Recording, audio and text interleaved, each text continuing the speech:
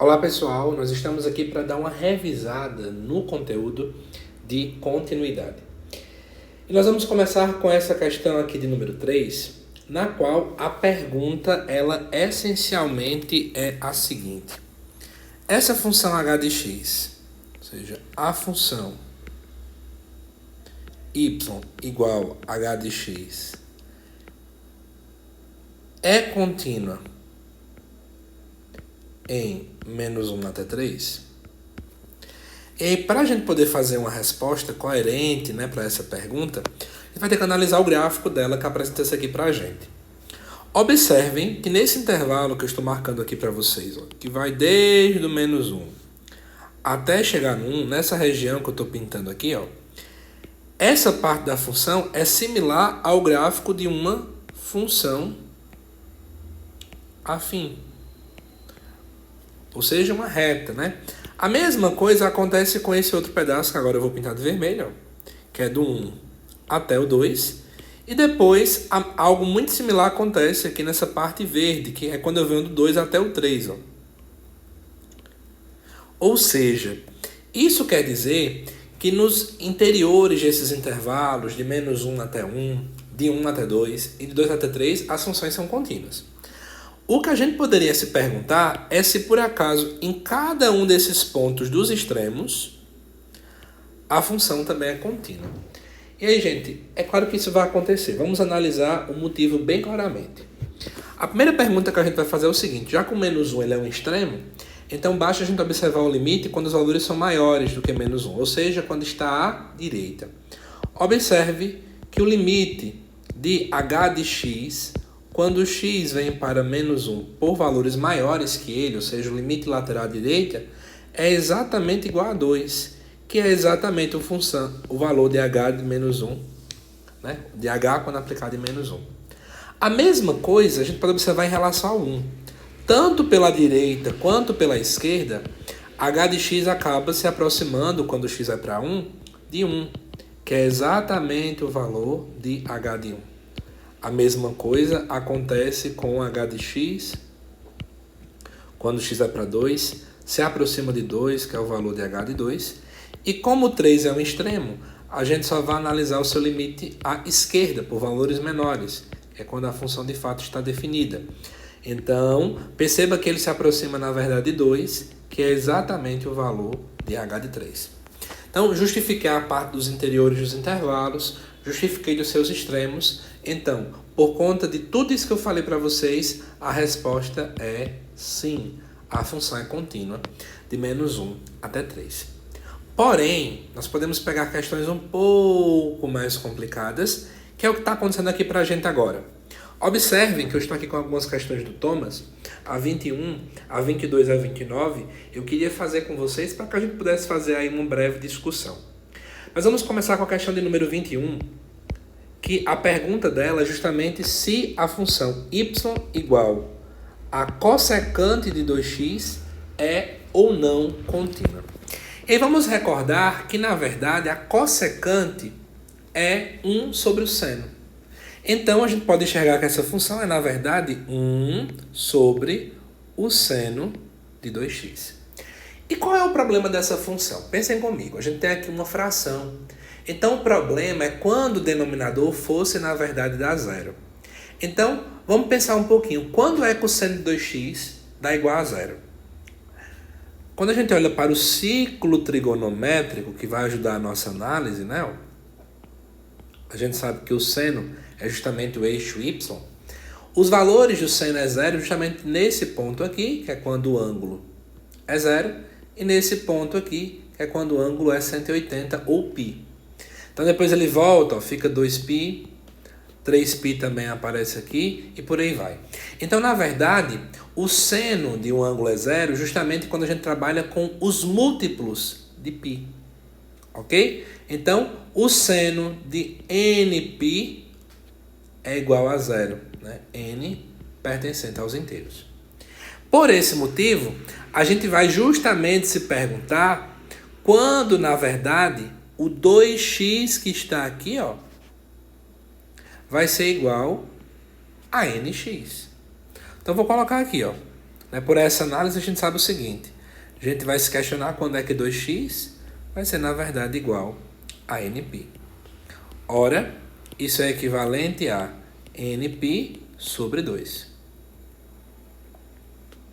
Então, todas as vezes em que... Lembrando, né, que eu estou pegando o n inteiro.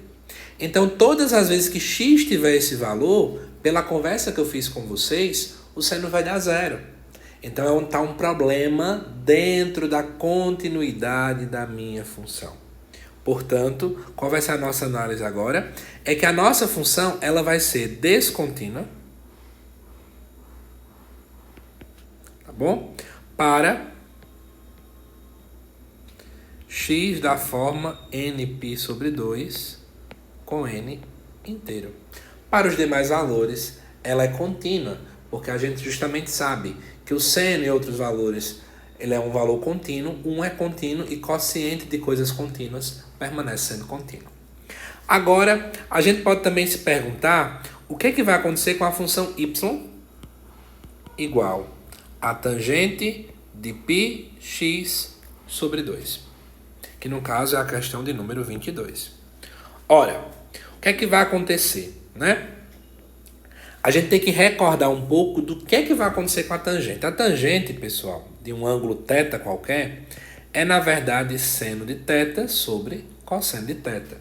Então, nesse caso, eu vou me perguntar quando é que o cosseno vai ser, na verdade, o valor de 0.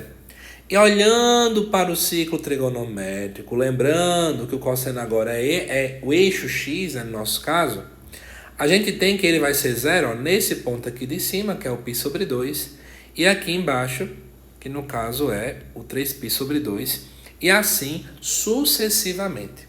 Então veja, depois quando você andar mais π, vai aparecer lá em cima, ó, 5π sobre 2, aqui embaixo vai aparecer 7π sobre 2, sempre são os múltiplos ímpares. Então, na verdade, y é descontínua, tá bom? Quando πx sobre 2 é um múltiplo ímpar de π sobre 2. Mas quem não lembra, um número ímpar ele é escrito da forma 2n-1, onde n é inteiro. Ou seja, a gente pode se perguntar da seguinte maneira, a função vai ser descontínua quando? Quando πx sobre 2 for da forma 2n-1 vezes π sobre 2 para um n inteiro. Cancelando 2 com 2, o π com π, é quando, na verdade, ó, x for um número ímpar. Então, a função ela não é contínua quando x for ímpar. Quando x for um número par, não tem o menor problema. Quando x for um número real, que não seja par nem ímpar, como, por exemplo, os números decimais, também não vai ter nenhum problema. E, por fim, temos aqui a questão 29, que a pergunta é se essa função aqui é contínua. Pessoal, quando nós temos aqui uma função definida por várias sentenças, a gente já analisa. Ó. Aqui eu tenho uma função constante, que é o 5, então no 5 seria contínuo. Aqui, nesse caso, eu tenho um quociente de polinômios são contínuos, mas eu exijo, obviamente, que o denominador tem que ser diferente de 0. Então, a gente não sabe se a minha função é contínua quando x é igual a 3. Para isso, a gente tem que calcular o limite de g de x quando x é igual a 3, né? Quando x é para 3. E a gente vai analisar se esse limite dá igual a 5, que é o valor da função, quando x é igual a 3. Né? Se der diferente, a função não é contínua nesse ponto. Se der igual, a função é contínua. Então vamos analisar com calma. Quando x está muito próximo de 3, mas ainda não é 3, a função ela admite que valor? X ao quadrado menos x menos 6 sobre x menos 3. Tem duas formas de resolver. Ou você pode usar Bhaskara no numerador, e aí você vai descobrir o valor das raízes e resolve, ou você pode dividir x ao quadrado menos x menos 6 e dividir por x menos 3. Vai dar x. Quem tiver com dúvida pode dar uma pesquisada lá na questão de divisão de polinômios. E aí isso aqui vai dar 2x menos 6, ó, que vai dar mais 2. Dá 0.